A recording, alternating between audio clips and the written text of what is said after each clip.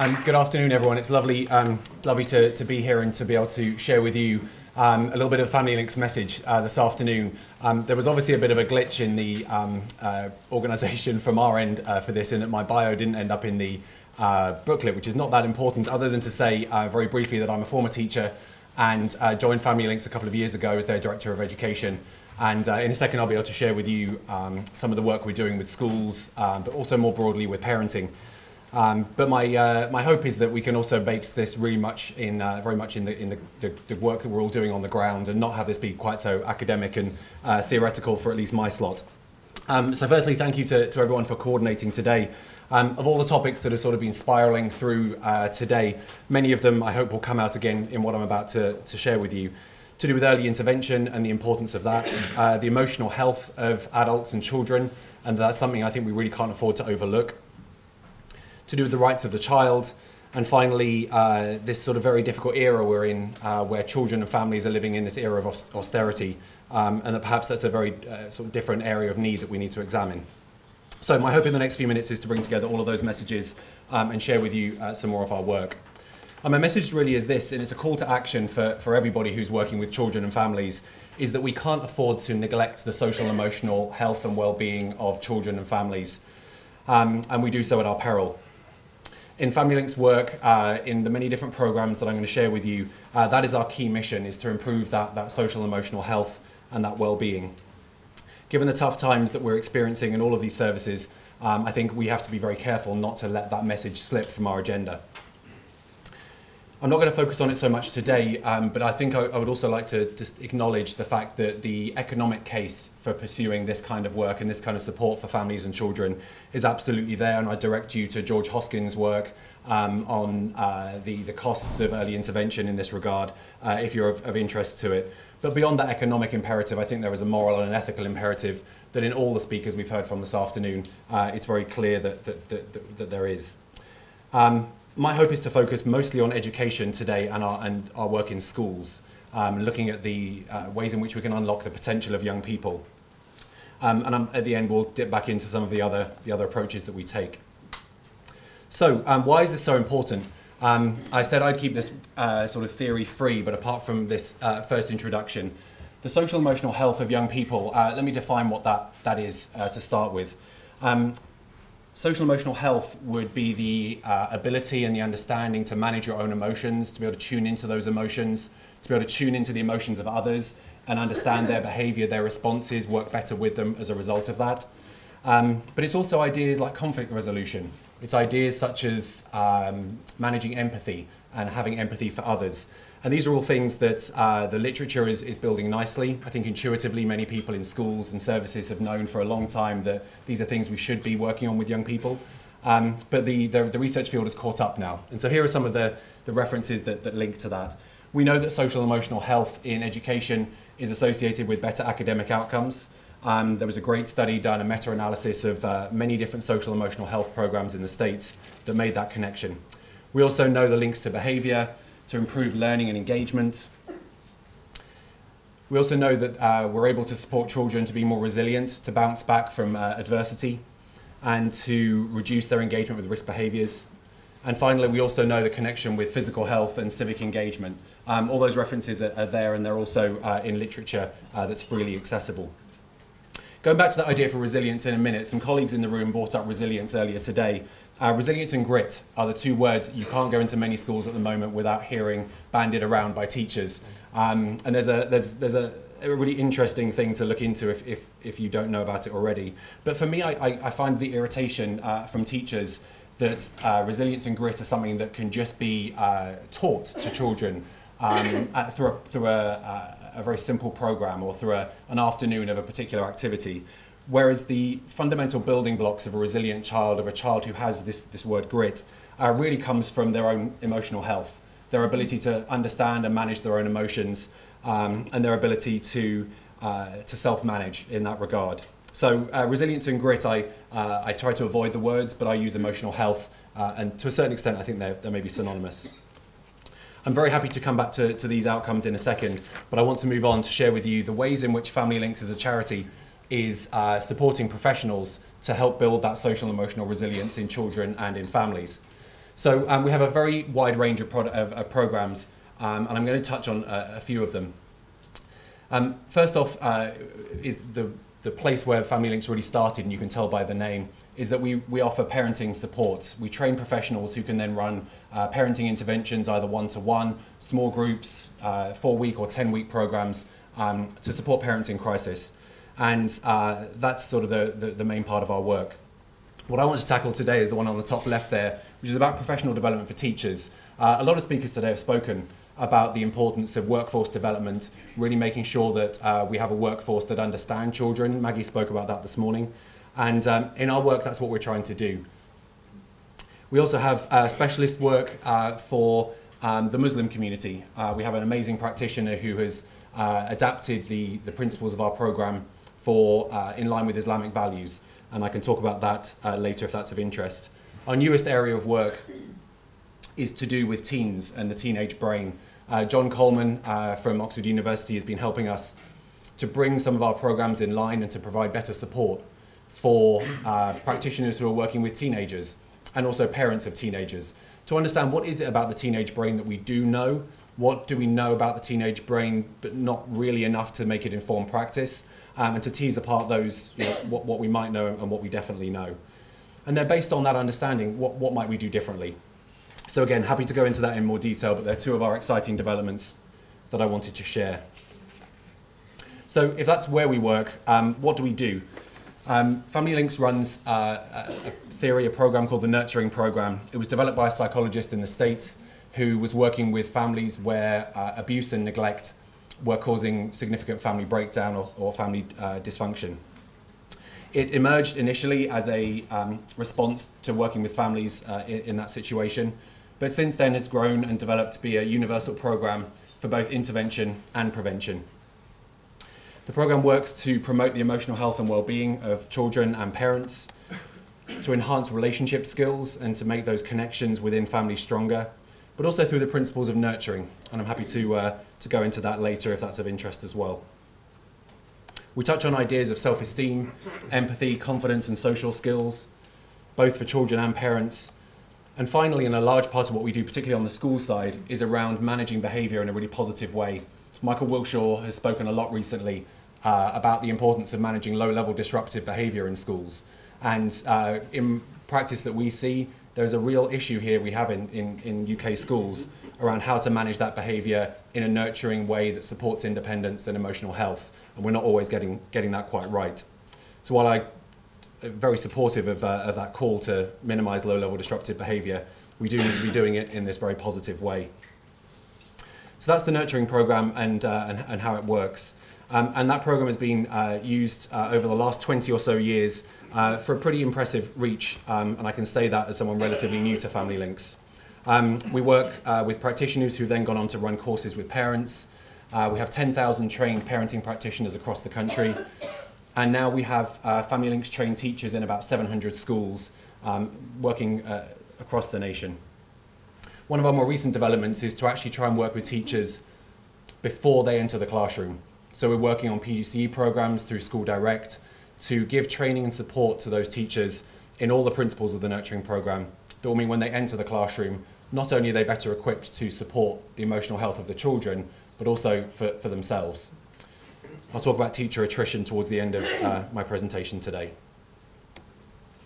So while we are a universal offering and we work with any group regardless of socioeconomic background, I wanted to share with you this because it's some recent data that we've pulled together where over a 3-month period we analysed where parenting practitioners had been working who we had trained. And we mapped that against areas of economic multiple deprivation. And the scale at the bottom is a little confusing perhaps, but what this is showing and illustrating is that the 70% of our work over this 3-month period was happening in communities that represent the 40% most deprived areas. And this was done with local authority data on multiple deprivation. So while we are a universal provision, we know and are very grateful to be able to work with communities with real need. So I'm going to focus on our schools work for a second. Family Links works with schools in a variety of ways. We have a whole community approach to support the social and emotional health of children and parents. On one hand, we're providing professional development for those staff we try to always work in line with a school's school development plan and try to avoid being the kind of helicopter in, one day inset, fly away again. So we're trying to integrate more and more with those school development plans. And we provide professional development for teachers in that regard. Because so many schools are also now taking on the role of training teachers on the job, we're increasingly trying to make sure that we're supporting those trainee teachers with ongoing support through their NQT year, and indeed one-to-one work where we need to. The third area, and this is the part that sort of from my background as a teacher I'm most excited about, is that we have a range of curriculum resources that help teachers to create a learning environment for children where they can explore their own emotional development, where they can explore skills of conflict resolution, they can explore ideas to do with understanding the effects of their own emotions on their behaviour. It was great to hear so many people this morning really talking about the importance of teaching these skills to children specifically. And in many of the schools that we work, as part of our whole community approach, we've also trained parent group leaders or parenting practitioners working in those schools to then run our parent courses for the community at large. And where that's happening, we have children, teachers and parents with a consistent message around behaviour, a consistent message around emotional development, and a consistent language, which I think is the thing that we hear from schools they appreciate the most. So we work in partnership with some of those universities you can see at the bottom, but also with the Blackbird Academy Trust, which I'd like to use as a showcase in a moment about how that whole community approach works. But before I move on, and to give me a chance to have a sip of water, I'd like to share with you, if I can, a very short 2-minute clip of some teachers talking about the way in which this programme has worked in their schools.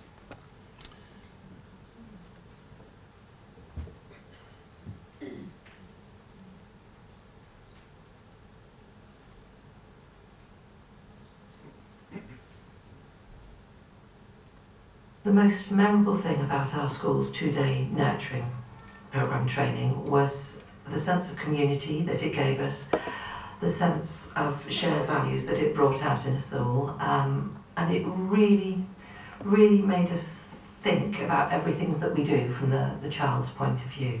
And what was I expecting it to be? Oh, here comes another one, because we've done a number of them over the years, but this one is particularly effective to use. The methods are simple. Once you learn them, it works.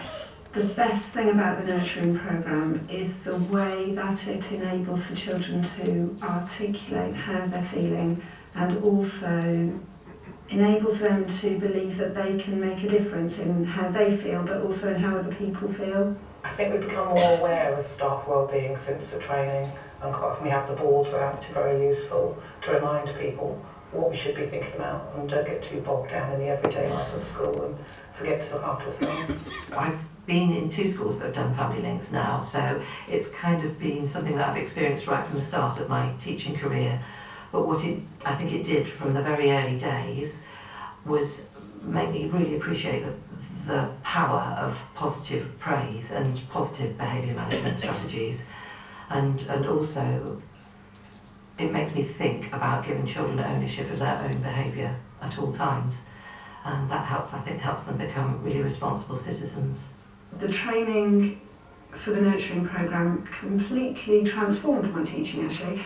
Looking back, because it's a long time ago for us to have been using the nurturing programme for about 7 years, but everything that I do is linked into the nurturing programme. It's the first thing that we do each week. I do circle time with the children Monday morning. I think Family Links really helps us to be flexible, and I think it's because you've got that structure, you've got the same messages coming from every member of staff and every child, and the more you can build on that, the easier it is for people to move around. So if you suddenly have to teach a class somewhere else in the school, your language is going to be very similar. Although you're a different person and offering different things, but we're not making people all have the same personality. But if there is a problem in the classroom, the language used will be the same and children will feel secure in that. I think that the school as a whole is just a happier place to be. I think it's calmer. I think the children have got a really good idea of what's expected of them, and I think they have a much better understanding that their behaviour is based on their choices, and that they choose to do things or not do things, and that will have consequences later on. So yeah, I think it's just calmer, and everything just runs a little bit better with it, I think.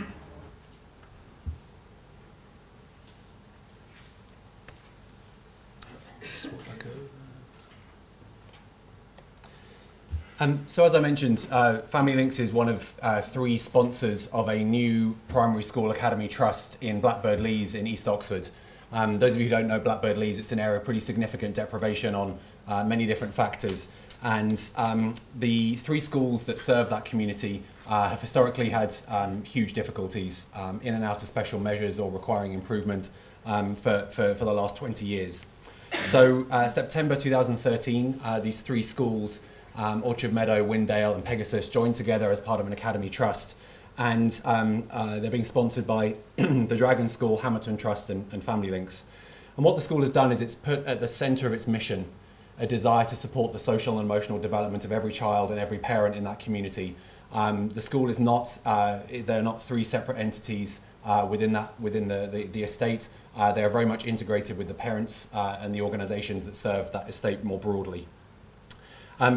The primacy, and when you come to visit these schools, you'll all be very welcome, is how clear it is that those aspirations for those young children are put at the forefront of every message that there is. The self-belief, the positive relationships really help then back up that message.